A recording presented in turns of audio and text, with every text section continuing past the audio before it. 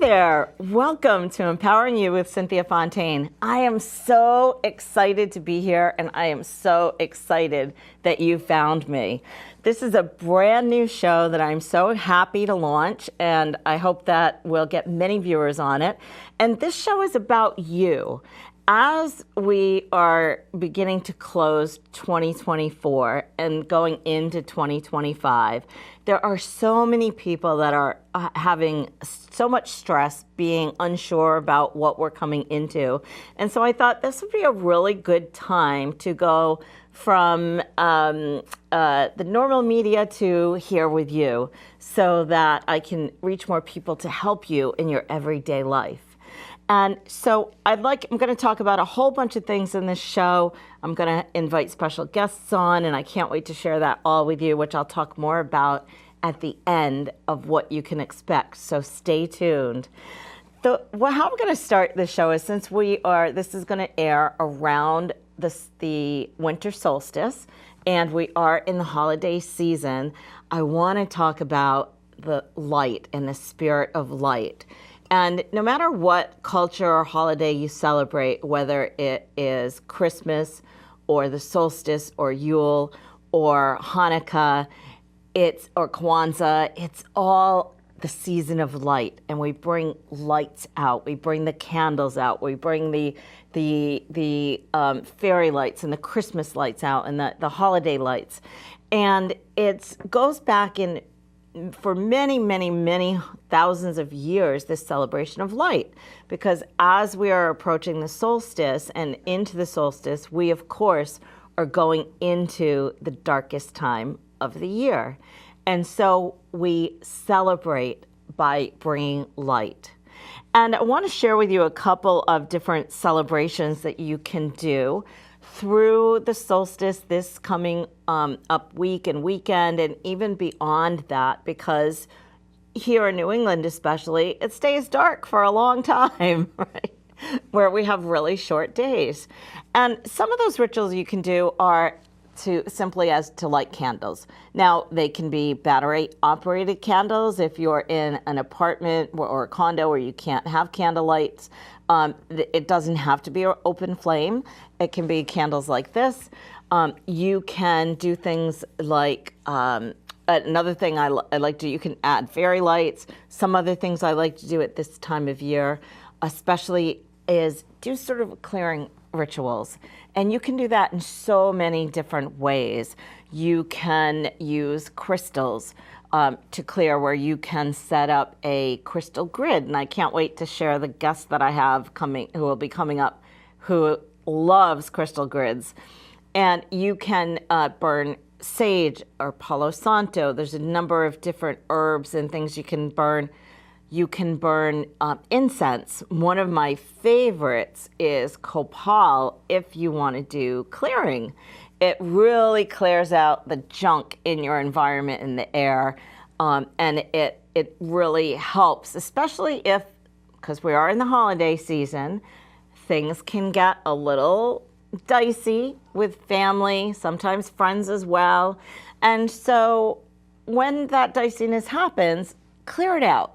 Right, burn some sage, burn some Palo Santo, burn some copal. That will help to clear the air, clear things out, shift the energy. Another thing I really like to use for clearing is a bell. And this particular bell is from Bali. It's a Balinese bell, and I'm just going to ring it for you. It's got a beautiful sound.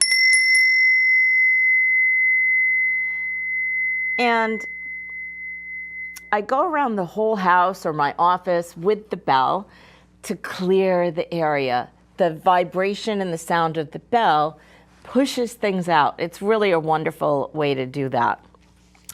For more rituals now, from clearing, coming back into rituals, whether it's light. So I would clear first, and then I would do whatever ritual that you feel comfortable doing. This isn't a religious thing. It's totally whatever you feel comfortable doing and what resonates with you. So I will light my candles. I have lots of twinkly lights around my house that I light in the office. and I just adore twinkly lights. And so I put my lights on. I may bring in some fresh greens from the outside. I love pine cones, so I have pine cones all over the place. I'll put them in baskets, or I'll put them with greens in baskets. And the greens is really based on the Yule, where they would bring the greenery in during the time of Yule. And they would, in the Yule time, they would have a Yule log, which was actually a log, and they would bring it in and burn the Yule log, and that would be the fire, and they would burn that log until it went out. You can also do that with a candle. Some people like to use red candles, which celebrates joy. It celebrates Christmas is the color that is often associated with red. It celebrates lifeblood, right? So it's about life. So you can use a red candle if that resonates with you. And moving in, because we'll be in New Year's right after the solstice, and then Christmas and Hanukkah and Kwanzaa, we move right into the new year, into 2025. And one of the things I always do on the new year, and I really recommend that you try this, is open your doors and windows, even just for a couple of minutes. I know it's going to be cold, but open the doors and windows and actually invite the newness and the freshness to come in to your home, and ask for the old to clear out and the new to come in. You can even do that now with the solstice if you'd like, but I always do that, especially on New Year's, for sure. So let's, back to the candles. So after I light my candles, and sometimes I'll set up an altar, and again, I'll bring in greens and pine cones and things like that.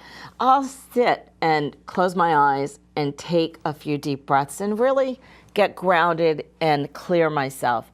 And that technique, you don't even have to light candles, but if you're feeling stressed and company's coming, or you haven't finished shopping, or you know that you're going to be with family or in-laws, and it's always contentious, then you can just stop wherever you are. You can be in the middle of the store and just stop and take 3 big, really deep breaths.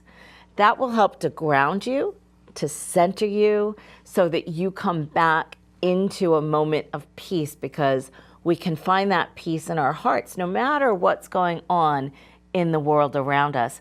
And if you're in the middle of chaos, right, in a family gathering or whatever, just go to the breath. That will help you come back, come to center, ground yourself, and let the chaos happen around you, but don't pay any attention to it. One thing I really love to use, it's by Mel Robbins. I don't know if you're familiar with her, but if you are not familiar with her, you have to look her up. She's absolutely brilliant. She has 2 techniques that she uses. The high five. It's not high five. It's something 5 theory, and you count 1, 2, 3, 4, 5 when you are in the middle of something, and you're just gonna, like, say for example, you're just gonna lose it. Count to 5, right? High five habit. That's what she does call it. Oh my goodness. I'm really on her new thing, which is the Let Them book, which just came out. But anyway, let them. Keep those 2 things in your heart and in your mind this holiday season. If there are people misbehaving around you, as long as there's no one getting hurt and you're not being hurt, let them. If you find yourself that you're getting wrapped up in it and you're losing your peace of mind and your blood pressure's going up, count to 5. And then just let them be or do who they're going to be. Again, as long as no one is getting hurt, right? Those are some really quick, simple, and easy tips that you can use in any situation if, things are, people aren't being agreeable or so forth. Really, really great tips to use. So 2020, I want to move now to 2024. because it's been quite a year. And it's going to be quite a year coming up into 2025. As the year closes, I always take some time to reflect on the things that have occurred in my life over the last year as they have passed. And for me, it's been a whirlwind of a year. I illustrated and created characters for a children's book. I just finished a coloring book that's a companion for the children's book. I studied AI for a whole year, which was new and interesting for me. I've done so many things this year. I have a podcast. There's all sorts of things I've had my fingers into. So it's been a really busy year. And I often don't myself reflect on the good things that have happened and the successes that I have had. And I encourage you to sit down for a few moments with a pad and paper, with a journal. And handwriting is best. I know a lot of people like to type things on the computer or on the iPad or even a note on your phone, which is okay. But the handwriting actually anchors it into your body, into your consciousness. It actually helps to sink it in and make it real. So if you write it in your own handwriting, that will help to do that for you. Celebrate those wins, because we often don't celebrate the things that we've done well or the things that have brought us joy or happiness as much as we spend time on looking at the things that were maybe not so good.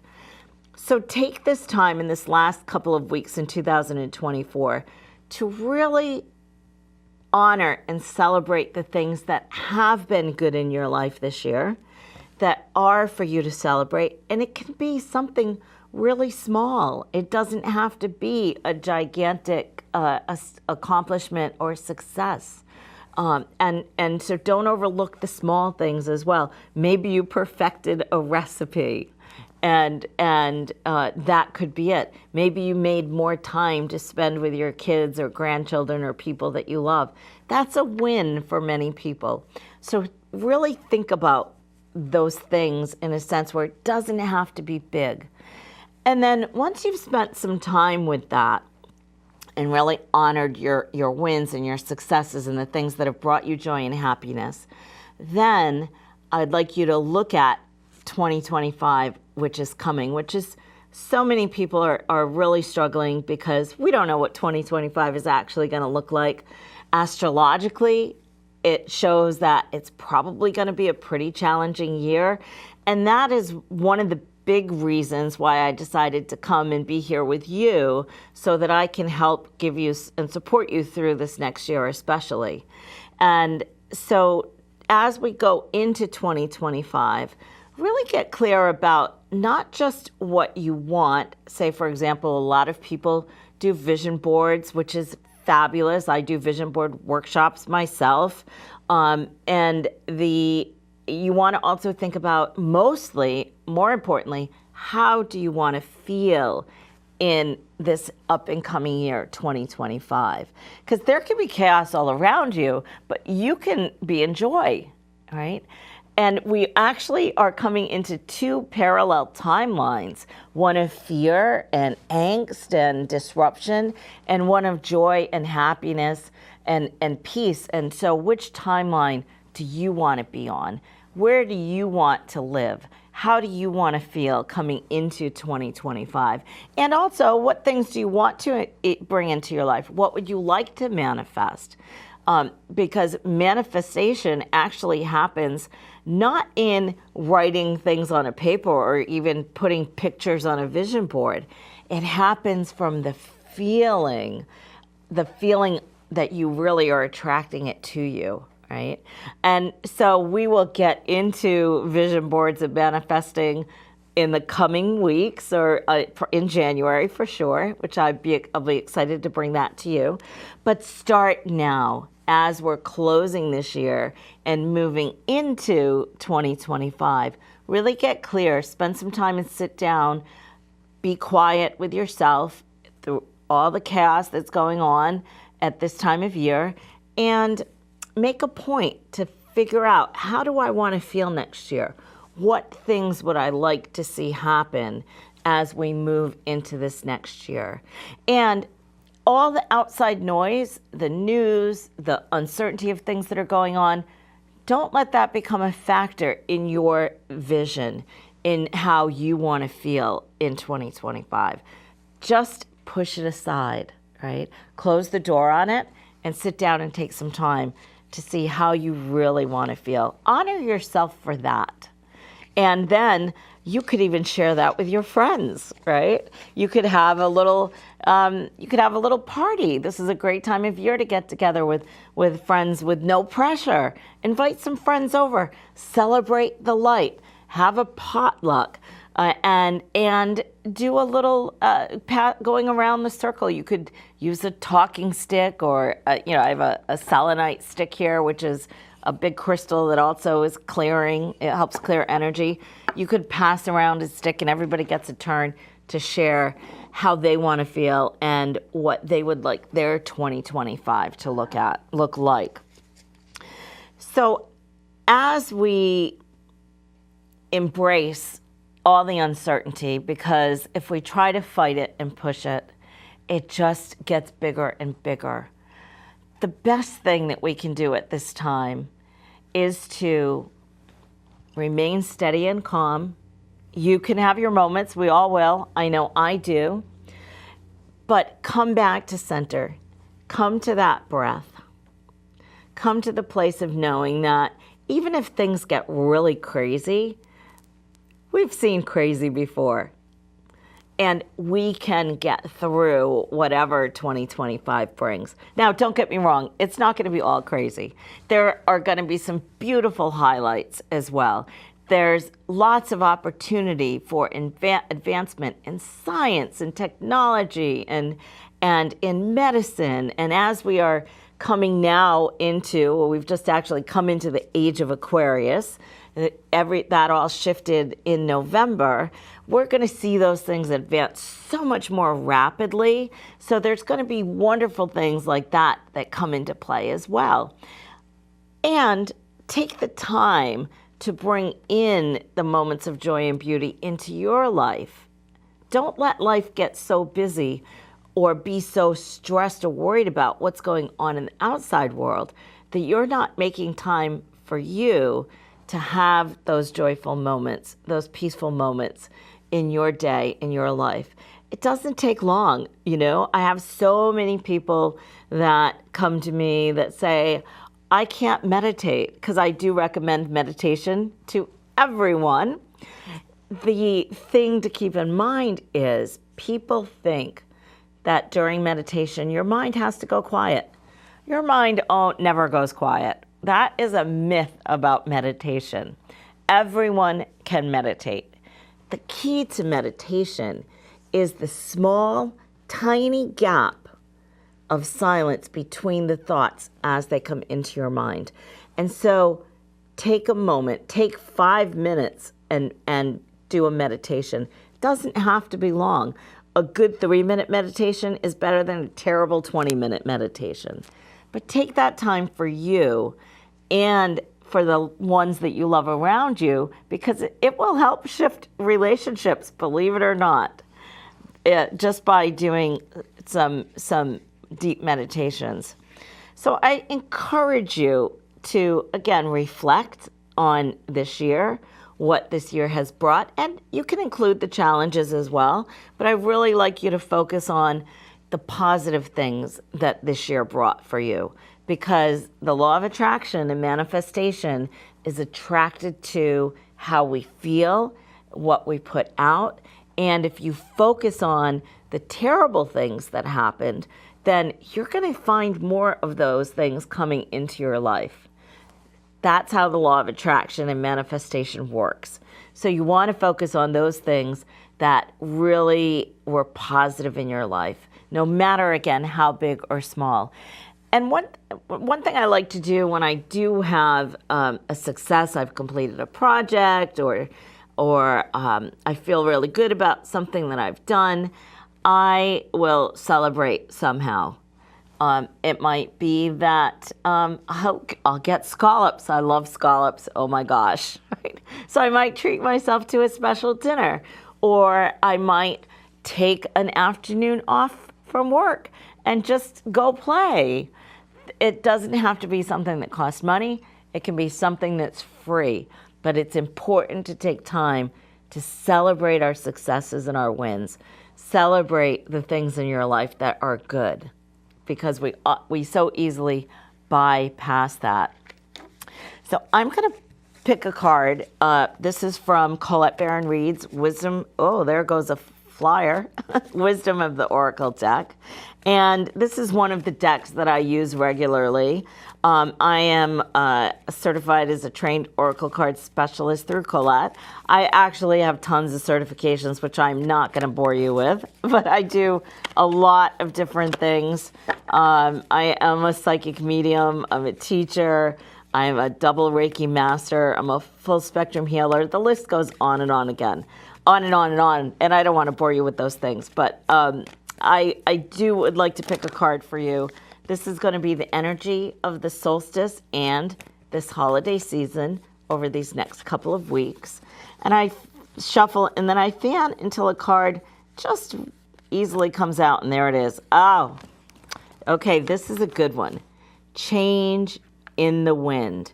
What does it mean? It means exactly what it sounds like. Things are going to be changing. So expect things to just be like the wind, right? It comes and it goes, and sometimes it's really blustery, and sometimes it's very quiet and there's not a breeze. Just know that change is coming these next couple of weeks. So go with the flow, try to be flexible. That's the best way that you can handle these next couple of weeks as we're moving through this time of darkness into the light and through the holiday season and into the new year. So I want to thank you so very much for being here with me, for spending time with me, because this is actually about me. This is actually about you. This is about you and how you want to feel and be and do in the rest of this year and into 2025. And I'm here for you. And remember that in uncertain times, even one small candlelight, one small candle, right, is all it takes to light the light for many others. So be the light for yourself and in somebody else's world as we close out 2024 and we open 2025. Have joy and wonderment in your heart and in your mind. And though we know things will be challenging, we also know that we will have lots to celebrate. So I hope that you have the most wonderful celebrations, whatever holidays you're celebrating. And for those who struggle at the holidays, I just want to share my heart with you and know that I'm thinking of you, that I love you, and that I'm here to help you get through these times. Thank you so much for tuning in. I can't wait to see you again soon. And I'm going to have some really special guests coming on in the months to come, from astrology to Reiki to tools that you can use in your life with crystals and things like that. So I hope that you will come back and join me again next time on Empowering You with Cynthia Fontaine. Thanks so much. Happy holidays and my love to all of you.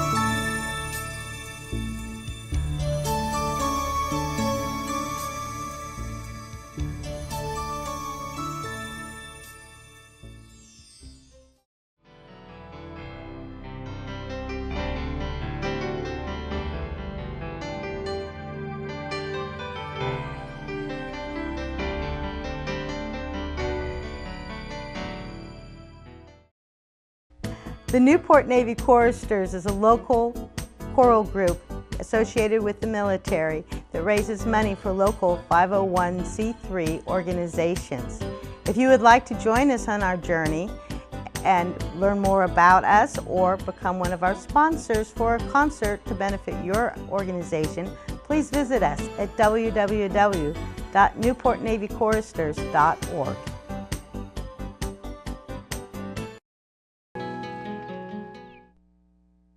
The Dr. Martin Luther King Jr. Community Center is located in Newport, Rhode Island. Our mission is to nourish, educate, and support Newport County residents to improve their social, economic, and physical well-being. For more information, please visit our website at mlkccenter.org. We'd love you to come volunteer, or if you need help, please turn to us and we'll be there to support you.